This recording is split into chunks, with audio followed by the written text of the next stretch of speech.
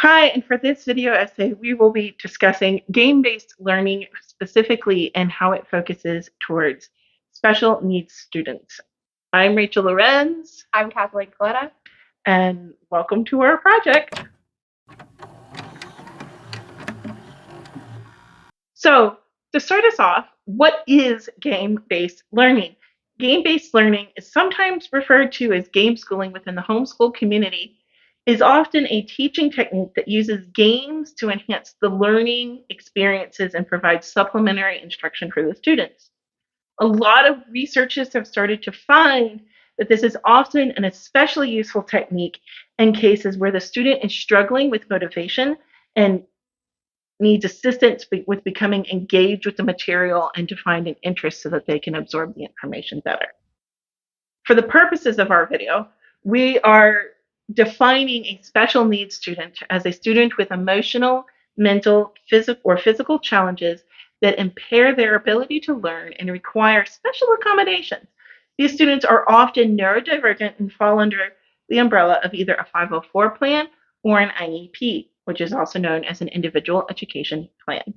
Some examples that are used in the classrooms and deep within the trenches of education right now are Prodigy and Splash Learn. Those are really appreciated in both the homeschool community and at the teacher and the public school level because these games emphasize the state standards and allow teachers to select the state standards that they're working on to sneak in that education. And with Prodigy, that builds in as a wizard battle, and to complete the battle and to cast your spells, you have to be able to answer your questions right. The teacher gets to see the placement of where the child is answering the questions. The questions are on the state standards. It's a big win-win across the board. We also have games like Quaver. Quaver is often used in music education classrooms right now, where they do everything from teaching children how to play with beats and allowing them to build their own songs and download MP3 files that they can use to make their own ringtones and share with friends as music files and get the feeling that they actually created music. And it's really empowering to them. Within the homeschool world, there is the use of the classic old school game of hopscotch. You think about it in terms of just the boxes that get hopped through, but in a homeschool world, in the hands of a child, you can draw that hopscotch out in a linear fashion and put your numbers down. And now all of a sudden, it's a giant number line, and your child is physically hopping from one number to the next to do their counting and their additions and their subtractions. Another way that you can do this one is hopscotch on the stairs with like number cards, and you either hop up the stairs to add or you are hopping down the stairs to subtract. Your whole body is getting into that, especially for those sensory processing kids, those ADHD kids, those high movement kids. The games like this are really impactful for bringing that learning to all of the levels and crossing those sensory planes so that they really get a whole body experience. Lastly, we have something that is actively used in special ed classrooms right now called Hear Builder. It's a tool that helps children engage with following directions and sequencing and phonological awareness. And it really is a helpful tool to the special ed teachers because it gets those kids who are weak in those subjects interested in doing the learning process. Okay, so those were some real-world experience, some games that are actually being used, but there are also some that are being created right now. They're called serious games. And you're thinking, serious games? That sounds counterintuitive. How can a game be serious? They're supposed to be fun. They're still fun, but the term serious games relaying the idea that they're meant for teaching these real-world skills to these children. They're very applicable to students with special needs because they tend to require more time or opportunities to learn these tasks. Also, it gives them the opportunity to have these very realistic interactions without having the fear of failure that you often have with having these opportunities of having social interactions and maybe people will judge you. They don't have that because it's in a game. So if I fail, it's okay. I'm learning. They also have the ability to be adapted to various kinds of disabilities and cognitive needs of these different students. Some researchers have found that there are 7 areas that these serious games seem to target, these 7 being intrinsic motivation, learning by doing, social learning through interaction, situated, authentic, real learning, personalized learning, and learning from failure. There was a study in Spain that looked at testing the validity of one of these serious games called Downtown, a subway adventure. This game took a look at how you navigate the subway in Madrid, Spain, and the participants in this study were adults with Down syndrome and other mild cognitive deficits. Now, why is this important? How does this relate to anything we're talking about? Well, again, this is teaching them real life skills that they're going to use or that they could use in a real environment to get from one place to another. It's transportation. We all use it every day. But for these individuals, it might be a little harder because they have these communication deficits, or maybe they just don't understand these skills. So giving them this environment with this game to really teach them, how do you go about this? How do you get from station A to station B and make sure you get on the right train? And how do you wait for a train? And how do you ask for help? How do you interact with someone when you don't have a ticket? You need to get a ticket.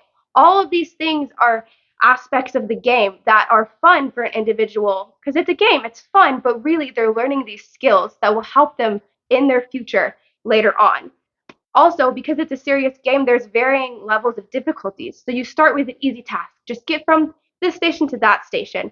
But as they spend time in this game, they are able to move to harder tasks, things that, again, you would see in real life, but you might have to work your way up to build those skills. Also, it's just a safer environment. It wouldn't make sense to let these individuals just roam around on a city and hope they get where they're going. So it puts them into this environment where if they make a mistake, if they fail, it's okay because they're not going to be harmed. They are in a room with someone who is helping them navigate this game, and to them, it's a fun, interactive way to see their real world and just let them experience how to develop these skills in just a fun way. By now, you're probably thinking, if these games are so important, why aren't they everywhere? And the reality is that to make these serious games, these games for educational purposes, it's very expensive. It's hard for them to get the funding because these games need to have the ability to be reaching a very wide range of cognitive and developmental abilities. So it's difficult for them to get the funds. Also, it's for a relatively small population. In terms of gaming, it's not reaching the masses. It's reaching a very small targeted population. And while they benefit from it, sometimes people don't see how it would be worth the money to just really target the small area of people. Finally, it's just they don't have the knowledge of technology use, or they might have time restraints that really just doesn't make building these games feasible in the long term. Serious games are a great place for us to start on the propelling us towards the future of getting more game-based learning into the hands of the special needs students who really could benefit from this whole game-based learning movement the most. However, game researchers feel that there are many places where it can be improved. The biggest area that they feel is that there needs to be more of an understanding of how best to design these games to better support the people in need of this learning the most.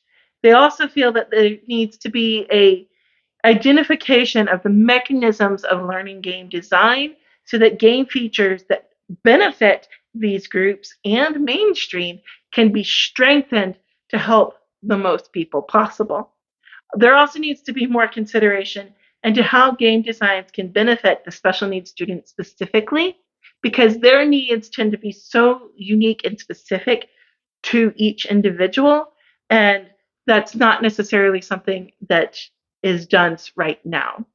The biggest thing that they thought were that there needs to be this customization that needs to be able to happen. There needs to be some adaptability to the games because even within the world of within special needs students, no two dyslexic students are going to have the same challenges, and there needs to be a hyper level of individualization to these games so that there can be accommodations and adaptability for the teachers to really gain the power of these powerful tools in the classroom. One of the biggest perks and one of the big driving factors that should be pushing forward for this is while the development of these games can be pretty cost prohibitive, as Kathleen mentioned, the games themselves, once they are developed, can actually really reduce costs of therapists and teachers having to be engaged.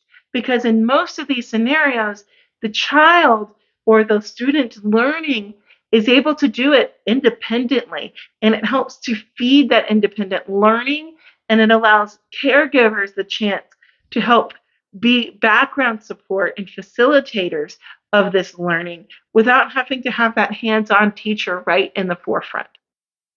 There are many areas where researchers feel that can be targeted for improvement, specifically to enrich this game-based learning in the hands of the tools of special ed needs educators, so that the special ed students who need it and can benefit most from these tools can get more and more benefit out of them.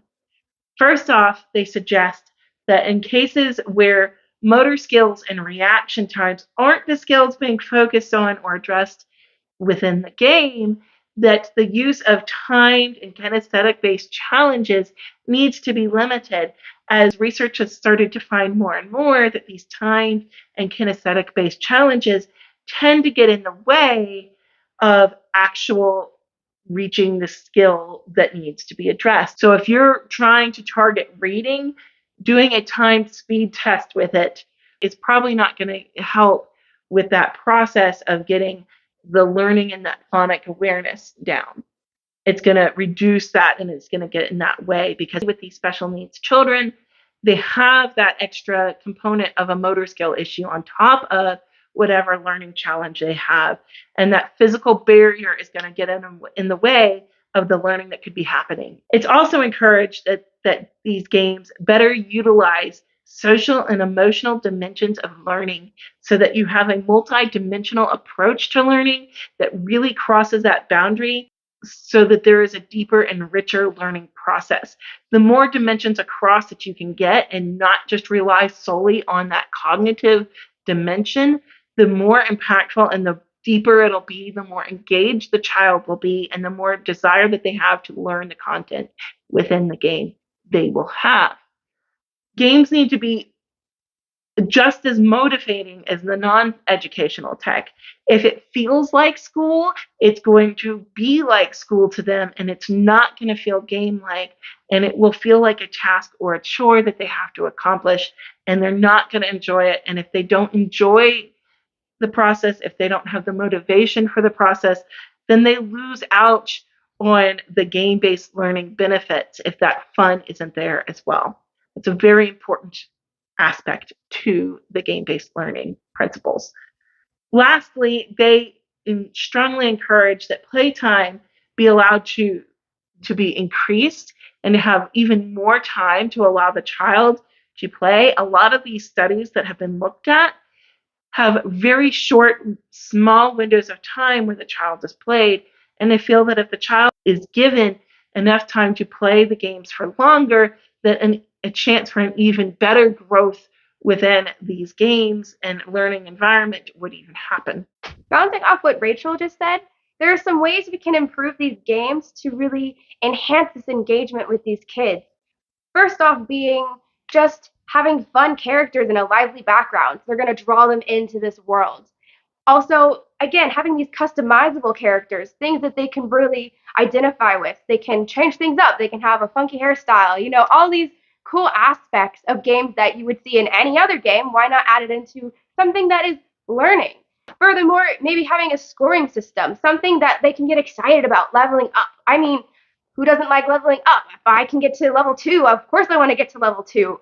And then getting immediate feedback. If they have to answer a question to move on, I'd like to know if I got it right or get it wrong. So you can get this real-time interactions with the game that they don't need to wait for someone to come along to tell them if they're right or they're wrong.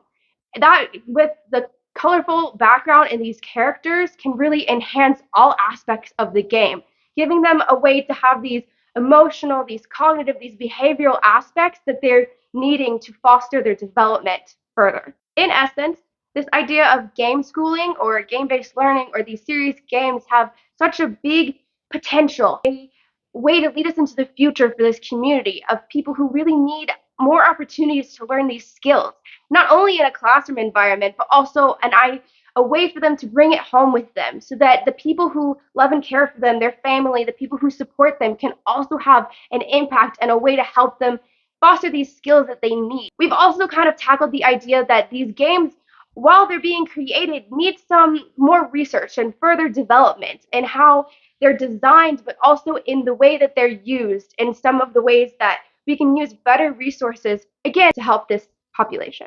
Thanks for watching!